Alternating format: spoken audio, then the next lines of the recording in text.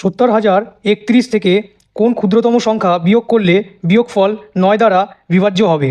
যে কোনো সংখ্যাকে 9 দিয়ে ভাগ করা যাবে কিনা সেটা জানার উপায় হলো এই যে সংখ্যাটি রয়েছে এর যে অঙ্কগুলো রয়েছে যেমন 7, 0, 0, 3, 1 এদেরকে পরপর যোগ করে দিতে হবে।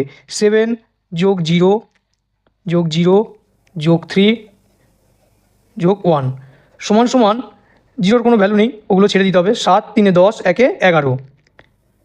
এখন এই যে যোগফলটা বেরিয়েছে একে যদি আমরা 9 দিয়ে ভাগ করি তাহলে কোনোদিনও ভাগ মিলবে না। এবারে 11-র পরে এমন কোন সংখ্যা আছে যাকে 9 দিয়ে ভাগ করলে মিলবে? 11-র পরে মানে 11-র আগে আছে 10, তার আগে আছে 9, একমাত্র 9কেই ভাগ করলে 9 দিয়ে মিলে যাবে।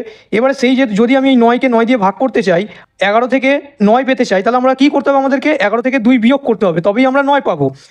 তাহলে এখানে প্রশ্নে কি বলা হয়েছিল? কোন ক্ষুদ্রতম সংখ্যা বিয়োগ করলে বিয়োগফল 9 দ্বারা বিভাজ্য হবে? তাহলে 70,031 থেকে